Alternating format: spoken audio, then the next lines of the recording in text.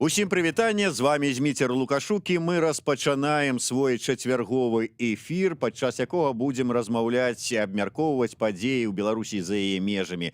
Гэта наш супольны праект Еўрарадыё і Е-прамова. І сённяшні наш чацвярговы эфірны дзень мы распачынаем з размовай з выбітным і чаканым заўсёды госцем нашай пакуль што не студыі. Вернемся ў Мінск, будзем ізноўку сустракацца ў студыі. Ваенны эксперт Ягор Лебядок. Добрый дзень, спадар Ягор. Добрый день. Ну што ж, спадар Ягор, пастаянна ёсць у нашых з вами стрымах, да і па-за імі пытанні пра тое, што а што Лебядок яшчэ ў Беларусі, няўжо застаецца, не баіцца, ці якая там у яго крыша ў таго Лебядка. Так вось, раскажыце ўсё ж такі, што змушае, што стрымлівае вас до гэтага часу заставацца на радзіме? Ну да, я в Беларуси как бы относительно страха уже давно нету, еще до этих выборов. То есть я же говорю, я давно понял, в какой стране живу. Поэтому жить в страхе — это же глупо, как минимум, да? Можно опасаться, чего-то бояться и предпринимать меры. Если ты меры предпринимать не можешь, то, соответственно, либо надо победить то, что вызывает страх, либо действовать в этих условиях на достижение поставленной цели. Вот приблизительно так я и существую, скажем так. Вот. Ну, не знаю, как-то выезжать для себя, честно говоря, смысла не вижу. Слухайте, ну вось, калі ўжо закранули гэтую тэму, ўсё ж такі, скажем, той же самы Мацкевіч перад сваім затрыманнем быў у нас з ім эфір, і ён казаў: я ведаю, што мяне затрымаюць, я ведаю, што міма мяне не пройдуць, я застаюся свядома, ведаючы, што я траплю за краты. У вас такое ўсведамленне ёсць, ці Конечно. Ці думаете, что вот вас обмене, вот прослизнете помеж... я же об этом и говорю, что я вообще не думаю, что меня обменет. Я вообще об этом не думаю, то есть я все прекрасно понимаю, что придут. Ну, придут сегодня, завтра, зачем об этом думать? То есть, если свои планы будут действовать, нарушат они, ну, понятно, нарушат. То есть, это не в смысле, что я не боюсь, что вот, ну, может быть, пронесет. Нет, я прекрасно понимаю, к чему это все идет, но просто что от этого? Ручки поднять и все, и лежать? Нет, я так не могу. Так а можа ёсць уже нейкія прыкметы адлігі, ці калі не адлігі, то прыкметы таго, што, як это кажуць, звер насыцілся, што магчыма вот ужо рэпрэсіі сціх? Пока таких я не вижу признаков, скажем так. То есть даже включая по вот этим панда-дог и пресс-клуб, это скорее заложники выкупили себя, нежели это какая-то оттепель, ну, на мой взгляд. То есть люди погласили задолженность, которую там инкриминировали, и поэтому их выпустили. То выпустили там не сразу, вот через какое время. То есть оттепели я пока не вижу. Ну что ж, давайте вернемся до вашей спецыялізацыі. Вайсковы эксперт усё ж таки у нас у гасцях, і таму пачнем з вайсковай тэмы. Днямі з'явіўся такі нібыта афіцыйны дакумент. Мне яго скінулі, дарэчы, сябры украінцы, я яго перакінуў вам. Мы яшчэ тады абмяркоўвалі пра тое, што нібыта расійскія войскі, і ёсць адпаведны указ за подпісам Лукашэнкі пасля заканчэння вайсковых вучэнняў Захад-2021 застануцца ў Беларусі. Не таму, што вот тут все, тут как бы база ўжо новая ці яшчэ што, ну а нібыта таму, што хутка будуць яшчэ там дадатковыя нейкія вучэнні, што яны будуць туды-сюды матацца, вось размесцім іх дзе-нибудь там паблізу ад украінскай мяжы у Беларусі, і пасядзяць яны, пакуль будуць чарговыя вучэнні. Так вось, я да таго, ваш аналіз гэтага фейку, па-першае, па-другое, чаму ні адныя вучэнні Захад не адбываюцца без тых ці іншых фейкаў? Ну, начнем с того, что не только Запад учения. И по американским учениям ровно то же самое происходит, да, просто у нас это не освещается. Там же ровно те же самые забросы, всегда россияне работают по учениям этим то же самое. Вот, просто мы видим свою часть, а их не видим. Вот. Касательно Украины, да, они очень хорошие средства распространения любых фейков. Они любую вот такую ерундистику, которая откровенно вот просто видно, что та копия указа, как они показали, или приказа до этого министра обороны о том, что там относительно ковида, да, скрывать. То есть они просто видно даже по форме, что это не соответствует нормативным документам Беларуси. Но украинцы, да, на это клевают очень хорошо. Вот, и в этом плане они сами против себя хорошо работают в плане распространения, я имею в виду, таких фейков. Касательно вот этих вот двух фейков, ну, пока видно, что это пошло с Россией, по крайней мере, ну, там, скажем, 3 портала на одно лицо зарегистрированные, которые сбросили эту тему, ну, еще один сайт. Ну, написал я им, так скажем, откуда у вас это пошло, ответа не последовало. То есть, ну, это кондовые такие фейки, которые распространялись и будут распространяться всегда при учениях. То есть, ну, только тематика другая у нас, что вот останутся войска, либо нападут на Украину, а против американских это то же самое, что подготовка там нападения на Беларусь или Россию и так далее. Там целая куча, плюс дестабилизация по внутренней части, как там ведут плохо себя войска и так далее. То есть это всегда при учениях проходит, и это можно сказать, что вот эти фейки это становится как составная часть учений касательно информационного сопровождения этих учений. Вот, то есть это такая практика не новая, она была, есть и будет есть, к сожалению. Таким чынам атрымліваецца, што не ўсяму трэба ведаць, што закідваецца праз тэлеграм-каналы, але вось глядзіце, калі прыгадаць папярэднія, здаецца, вучэнні, там жа ж нават на сайце Міністэрства абароны Расіі з'явілася інфармацыя, што у бок Беларусі ідзе там танкавая калона, а ўсё ж такі сайт Министерства гэта не які-нибудь телеграм-канал. Да, и не просто появилась, ее еще никто официально не опровергал, и потом было заключение, ну, точнее, по итогам этого Запада 2017 как раз и было, значит, у них такая прозвучала, что мы отслеживали распространение информации касательно Запада, то есть по всем источникам. Имеется в виду каналы распространения. То есть фактически это мог быть такой специальный фейк, да, уже исходящий конкретно из этого, именно для того, чтобы проследить пути распространения информации, то есть, ну, прежде всего за рубежом и внутри. То есть я говорю, это как составная часть учений, только в информационном плане. И, конечно, да, это такой фейк на порядок серьезнее, чем вот эта бумажка там состряпанная в фотошопе. Вот, ну, то есть, и сложно сейчас понять, действительно, это просто фейк вот такого плана, проверка, что ли, информационной работы, сопряженной с учением, либо это действительность. Доверия сейчас как бы нету к белорусским властям, и это действительно большая проблема, все эти фейки. Но отметьте, что их на самом деле не так много в сравнении с Западом, пока, во всяком случае, с Западом 2017, я имею в виду. Ну, да рэчы, вось гэтую тэму, наколькі там ўсё ж таки верыць, не верыць, гэта адно, але от вашы ўсё ж таки чаканні, сыходзячы з таго сітуацыі, па-першае, якая ёсць у палітыцы і ў бяспецы гэтага рэгіёна, тое, як паводзіць сябе беларускі рэжым, ці варта нам усё ж таки чакаць, выбачайце за тавталогію, нейкай нечаканасці непрыемнай па выніку гэтых вучэнняў?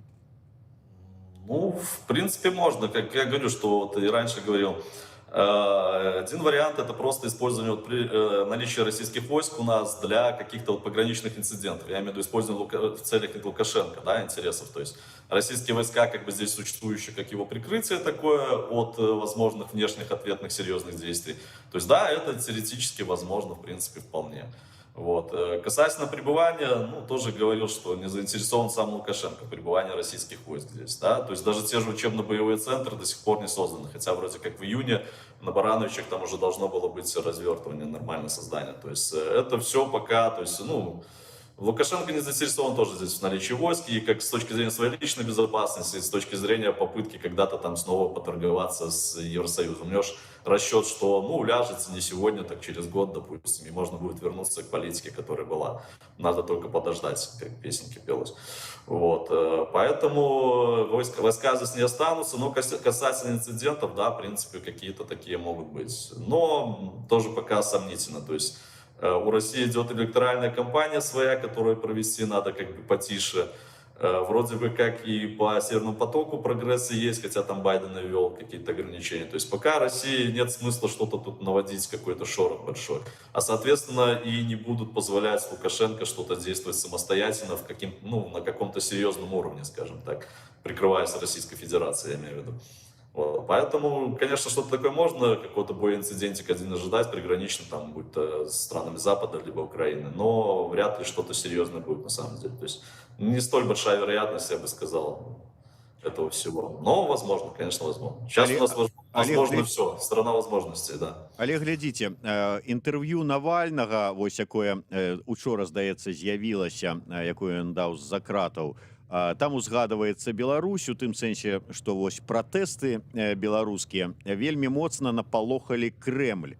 Калі яны напалохалі Крэмль, то можа быць яны і нягледзячы на сваю электаральную кампанію, ўсё вамі пералічанае, вырашыць падстрахавацца, тут пакінуўшы тут свае войскі. Ну, смотрите, здесь надо более глобально смотреть, да. Лукашенко, все видят, пытается продать, что, мол, это через Беларусь идут на Россию. Значит, все вот эти якобы цветные революции.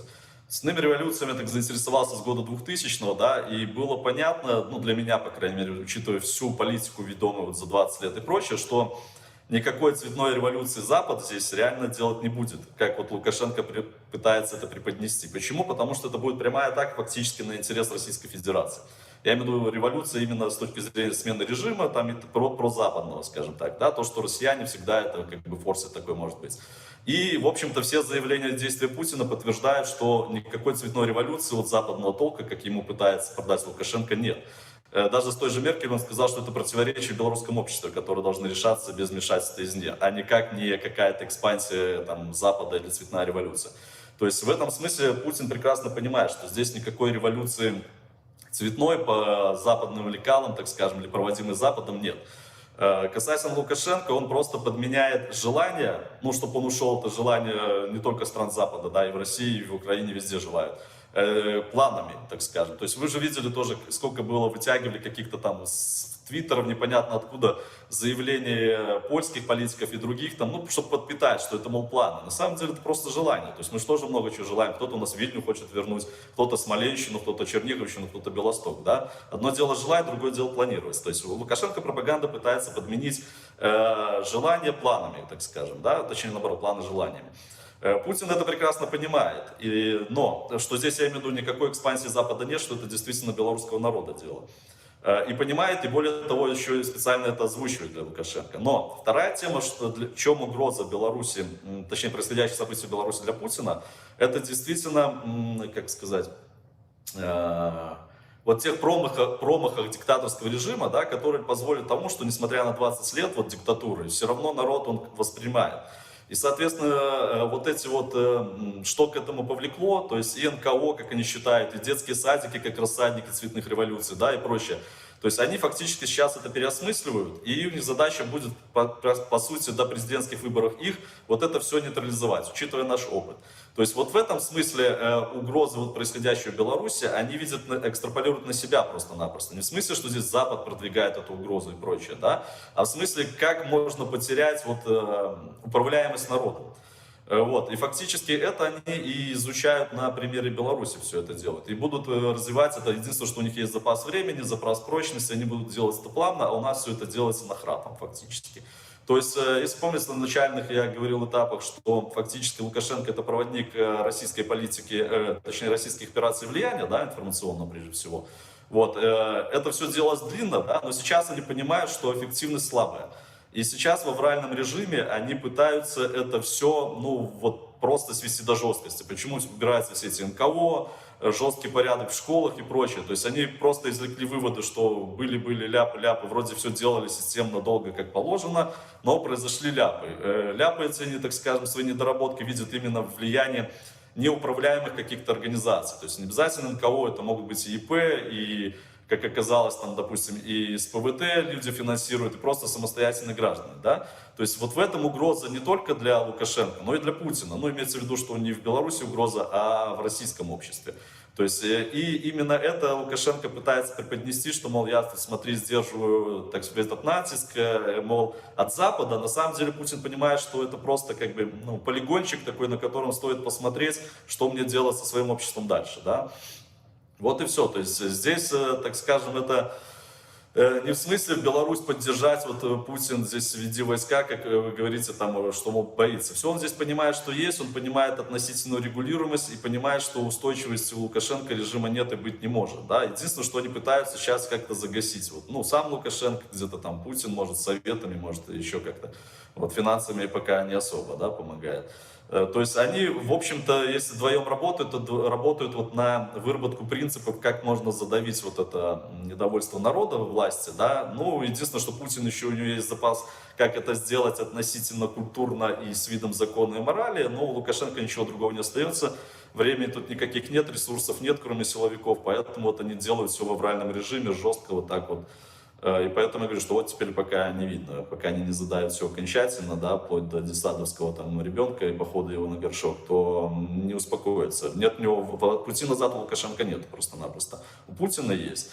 Вот. И именно белорусские, вот, происходящие в Беларуси события сейчас как раз для Путина интересно, как вот такая модель, что делать дальше самому. Но Путин уже не покупает это как угрозу Запада, как Лукашенко пытается это преподнести. Ну и сам Путин, в общем-то, это обозначил, что это противоречие в белорусском обществе. И как решить, тоже обозначил, но это уже он обозначил с 2018 года, конституционное преобразование. Ну, давайте, калі ўжо закранули гэтую тэму, перайдзем да яе, хоць і думаў пакінуць бліжэй да канца размовы. Сітуацыя ў школах, а магчыма і ў дзіцячых садках. Ну, да прыкладу, ў школах вяртанне гэтага ваенрукоў. Ці патрэбна гэта, да чаго гэта прывядзе, якія мэты і ці будуць супрацоўнічаць? Вот зараз з'явілася учора інфармацыя, што ледзь не ў кожнай школе будзе яшчэ нейкі там святар, ну хутчэй за ўсё праваслаўны святар. Ці спяюцца яны разам? Што гэта будзе такое там? Военные военрук со святаром будут разом. Ну, на самом деле, это кажущаяся иллюзия, что нельзя сочетать там это все. Вы посмотрите на россиян, что делает пропаганда. Это православные сталинисты-монархисты. Казалось бы, там православие, Сталин, да, Сталин, там, Советский Союз, как Путин говорит, это разрушение империи было российской, тем не менее Советский Союз это круто. То есть, когда работает пропаганда, это все в умах очень хорошо сочетается. Потому что суть пропаганды это не понижение даже критического мышления, это задача образования, да, которая у нас там херится уже сколько лет, я имею в виду как образовательные процессы мышления, а задача стоит в выработке блокировки мышления, то есть создание такой удобной для себя картины мира, чтобы когда ты встречаешь что-то, даже сам размышляя, встречаешь что-то противоречащее, ты просто его игнорируешь, отказываешься, либо переносишь злобно на других людей. Вот суть пропаганды. Поэтому все это будет сочетаться успешно при системном таком жестком пропагандистском подходе. Но это все видно по россиянам, собственно говоря, по соцопросам, да, по героям их, там, по периодам истории и так далее, и так далее. То же самое попытка свести у нас. Я имею в виду сочетание, казалось бы, несочетаемого. Вот. Это то же самое, как Лукашенко говорит, что он там на большом разговоре сказал. Не мы виноваты, значит, не наша вина, не по нашей вине, точнее, и не по нашей воле Беларусь стала независимой. Да? Для меня Советский Союз это трагедия. Но при этом, типа, независимость наша все. Вот это сочетается в человеке, сочетается прекрасно. То же самое вот пропаганда будет нарабатывать. Значит, касательно военруков, тут надо различать средства и применение средства.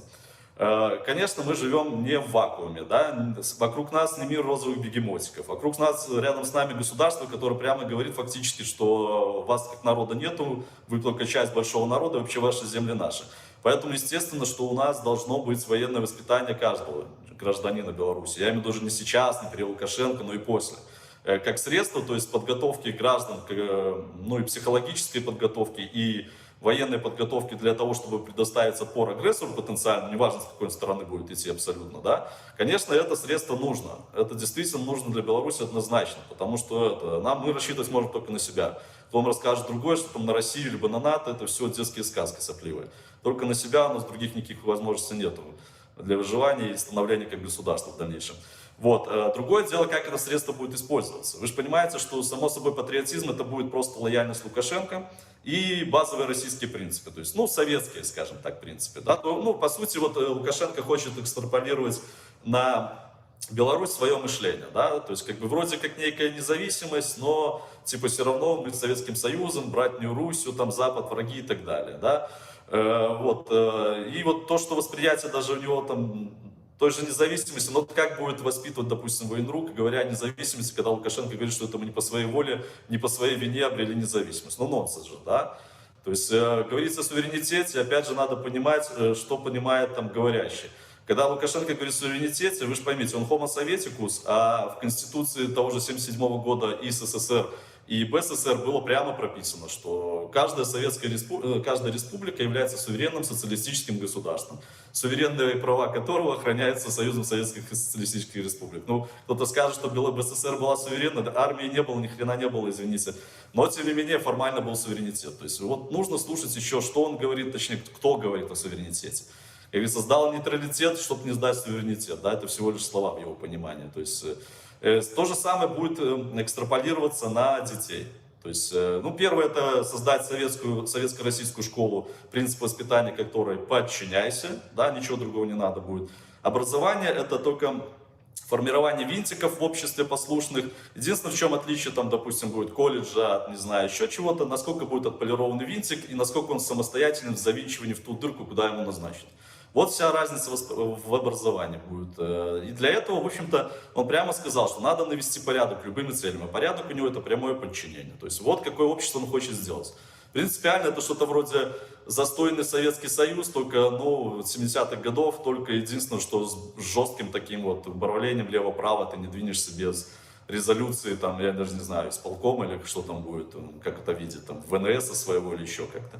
То есть фактически это будет общество подчинения, а в каком виде это будет подчинение, это некой макроидеи там советско-российской общности, либо Лукашенко, либо и то, и другое, либо православие, да, католиков тоже все вытесняет, только православные, что у нас получается будут. То есть это все будет в людей вкладываться, и, к сожалению, если это будет длительный период, это все будет уживаться. То есть пропаганда на то и направлена, чтобы сделать, как я говорю, вот эти блоки, но единственное, что она эффективной становится, когда это длительное время. А дети, к сожалению, особенно вот этот пубертантный период, к сожалению, очень хорошо к этому усваивают, поэтому, дорогие родители, воспитывайте своих детей сами, но предварительно и сами себя воспитывайте, конечно. Ну, ось, в прынцыпе, заканчваючы вось зараз сваю думку, вы амаль што, ну, паўтарылі тое, што піша Максім Ісаеў. Галоўнае выхоўваць дзяцей у сем'ях, а на НВП, ну што ж, навучыцца разбірацца са зброяй. А опіум для народа, хто зараз яго слухае?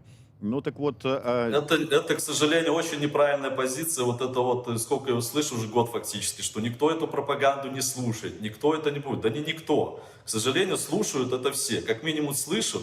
И вот этот вот слышат, вот эту вот чушь, как это называют, уже озаренка, да, либо что в школе какую-то гнусно там, гнусавым голосом прочитает военрук методичку, это слышат. А когда это слышат на протяжении года, там, 2, это становится естественным для тебя фоном. Вот на что еще направлена пропаганда, для формирования естественности, понимаете?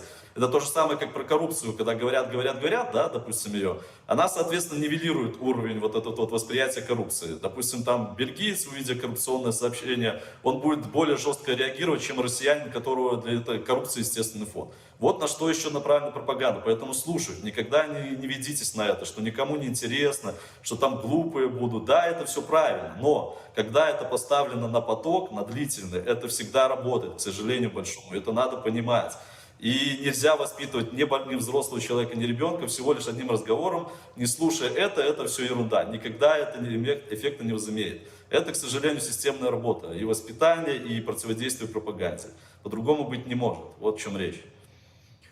Ну да, сапраўды, сям'я сям'ёй, яна вялікае вельмі значэнне мае, але калі ў сям'і табе кажуць адно, а потым цэлы год там талдычаць на уроках іншае, і ты знаходзішся ў асяродку тых сваіх сверстнікаў, якія, можа быць, не такія сем'і маюць, і ім гэтыя ідэі прывіваюцца, яны іх падтрымліваюць, і вот ты адзін, а вакол цябе там так і ўсе астатнія как бы падтрымліваюць, белай варонай быць дзіцяці не хочется. Ну, единственное, что тут можно добавить, все правильно. То есть вся система, почему Лукашенко взялся хорошо, что всем не пока влезть сложно, да. Ну, понятно, скорее всего, вот эта практика СОПа, она будет усиливаться, мне так кажется, да, по постановке семей на социально опасное положение, да, в связи с всякими там любыми политическими выходками ребенка даже, может быть, в школе, да. Думаю, эта практика точно не будет снижаться, как минимум. То есть в семьи, пока ему сложно лезть, значит, можно влезть так, где ребенок не задействован, собственно говоря. Это в школе. Но тут действительно вы правильно отметили, что, конечно, это окружение влияет у детей, но еще есть и обратный фактор. Если ребенок в коллективе имеет какое-то значение, да, ну, так скажем, популярно, неважно, чем его популярность обусловлена, то, конечно, он может, наоборот, весь целый класс переориентировать на свою сторону. Ну, пусть не целый класс, но какую-то большую часть общества, если он популярный. То есть это можно использовать и в обратную. Тем дети как бы и хороши, и плохи одновременно, что достаточно сложновато, и в то же время можно, так скажем, переориентировать целый класс, допустим, условных ебатик, так скажем, детей исполкома, да, на нормальное русло, скажем так, развития человека. То есть это тоже возможно. Но, я говорю, это работа, и этим никто не будет заниматься, больше чем уверен. Родители, когда войдут в рутину, все это погрязнет. Это когда вот сейчас мы озвучили тему, да, задумаются. Пройдет там полгода, 7 месяцев, рутина поглотит, и все это станет на поток. Поэтому я говорю, что вот эта пропаганда, она всегда работает. Почему? За счет системности. Они знают, что надо толдычить одно и то же каждый день. А люди, к сожалению, это в памяти не улавливают, что противодействовать надо каждый день. Поэтому вся пропаганда, она, к большому сожалению, эффективна. Даже эффективно, вы же поймите, есть прямой уровень воздействия, да, а есть косвенный. Вот многие же говорят, что телевизор не смотрим, там все это ерунда. Но, тем не менее, есть посредственное воздействие пропаганды. Не только повестка дня, но и то, что тебе соседи говорят в уши и так далее. Даже, я имею в виду, не в смысле тебе доносят мысли, которые хочет донести пропаганда, а просто озвучивают посылы и так далее. И опять же, даже для тех, кто не смотрит телевизор, и, казалось бы, не подвержен, все равно на них влияет. Вопрос только во времени. Вот и все. И в интенсивности, да. Ну і на заканчэнне гэтай тэмы яшчэ два моманта. Вось гэтыя заявы пра дзіцячыя садкі экстрэмісцкія, дзе рыхтуюць экстрэмістаў. Ну от як па мне, так нармальны чалавек, чытаючы гэта, пакруціць так у сябе каля галавы і скажа: вы там што, наверсе зусім уже падурнілі ўсе? Ці тая ж самая сітуацыя з святаром праваслаўным, найхутчэй за ўсё, у школе? Выбачайце, а там жа ж, ну, на католікаў, можа, там увагі не звяртаюць, ці наадварот там думаюць іх прыдушыць, але ёсць яшчэ габрэі, ёсць яшчэ татары, ёсць іншыя там веравызнання, сем'і і дзеці ў іх такого ж веравызнання. На іх не думаюць, як да гэтага паставяцца бацькі?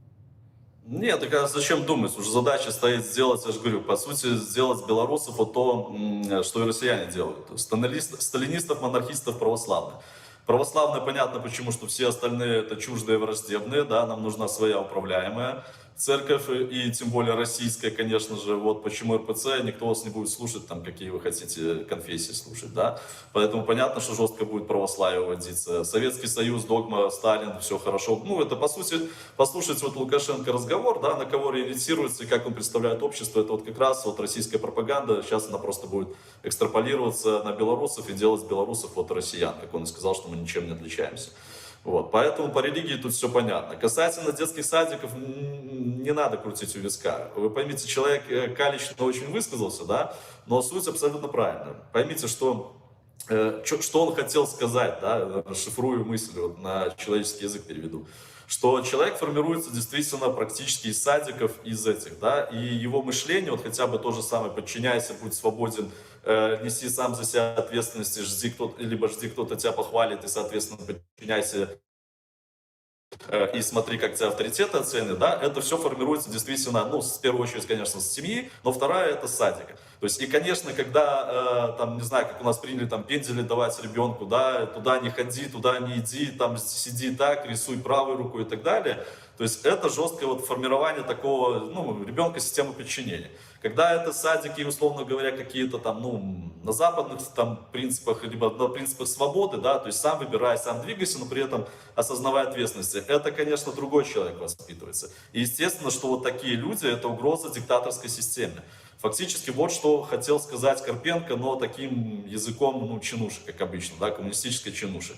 То есть он говорит о том, что надо всю систему воспитания, все, что касается людей, подмять действительно под государство, тотально, навести порядок, вот словами Лукашенко. То есть должно быть общество тотального подчинения, и, соответственно, вся система, где задействованы люди от рождения до смерти, это все должно быть завязано напрямую на государство. То есть на государство имеется в виду как, ну, сейчас это просто абстракция, как, так скажем, по государству, это просто подчинение власти Лукашенко. Вот на что это направлено, и что он хотел сказать вот таким чинушевским языком своим. То есть это все, что они говорят, это было правильно, логично, высказано, ну, с которой действительно можно крутить у виска пальцем. Ну і на заканчэнне гэтай тэмы вучэбнай, скажите, вот мы гаворым пра святароў у школах, а сувораўскія вучэльні, ці явяцца там святары і што па выніку якіх афіцэраў мы тады атрымаем? Ну, начнем с того, что у нас давняя практика, уже там священники православные ходят и освящают всегда присяги, там, допустим. Я думаю, в кадетских, скорее всего, там и есть что-то такое же. Но я так не отвечу правильно, я имею в виду, что не в смысле там обязательно, но каким-то факультативы, или там разговоры с батюшками о родине, о патриотизме. Я думаю, что это, скорее всего, и было, может, просто в небольших объемах. Тут больше интересно слова Повного, когда он там интервью Маркову давал, что в семинариях надо ввести курсы патриотизма. Вот это, ну, так полушутя, как бы, да, но тем не менее это отражает, что и в православии, и в религию должна влазить государство. Даже, я имею в виду, в подготовку, так скажем, православных священников, чтобы они вели речи нужные для Лукашенко, а не просто там, понимаешь ли, на Евангелие опираются и прикрываются лжеевангелием, да.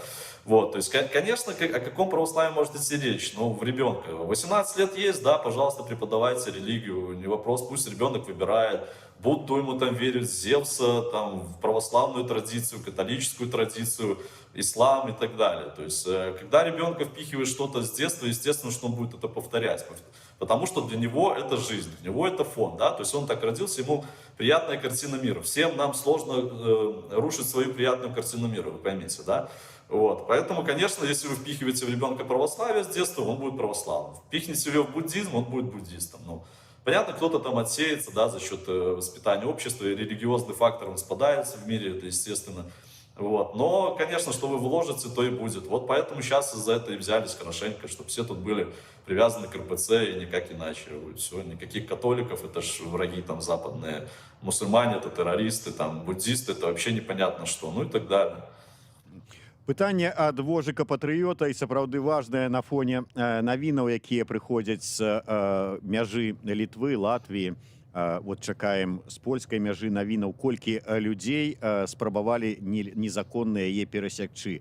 Зараз на мяжы ізноў пачалася расці актыўнасць мігрантаў. Гэта ход перад магчымымі санкцыямі на пачатку верасня, пытаецца вожык.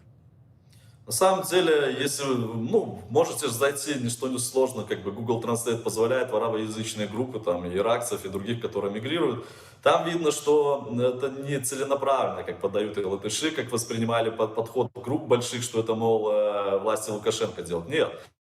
Они самоорганизовываются, списываются, самоорганизовываются. Одному идти сложно, непонятно куда. Более того, допустим, по Латвии там куча было объявлений, приезжали бусики из Германии, которые бывшие, так скажем, мигранты первых волн, которые помогали им, так скажем, да. То есть и сейчас это просто такие формируются, я бы сказал, вот эти остаточные группы, которые, ну, попали они в Беларусь, они шли, чтобы мигрировать, что им обратно лететь, тратить деньги и так далее, нет. Поэтому вот эти волны остаточные по группам таким, по 30 человек, ну, как правило, средняя группа это 30-35 человек, ну, 30-40, скажем так. Достаточно для вроде как и похода, тем не менее не такая большая, чтобы заметили. Вот. И эти группы, они сейчас остаточно еще будут идти. То есть это не сказать, что это какой-то новый виток. Ну, по крайней мере, я вот, честно говоря, не вижу. Если это будет продолжаться неделю, по 200 человек, условно говоря, будут проходить, либо разворачивать, ну да, тогда можно сказать, что, скорее всего, это действительно новая какая-то волна откуда-то пошла. Если это будут спорадические такие вот наплывами, там, раз в 3 дня, в 5 дней, по 100 человек, допустим, на всей границе, я имею в виду, Польша, Латвия, Литва, то это просто, скорее всего, остаточные вот эти волны, люди, которые пытаются все-таки как-то прорваться, а не возвращаться в Ирак обратно, либо еще куда-то. Ну і на завяршэнне я паглядзеў, дарэчы, вось прарэкламую.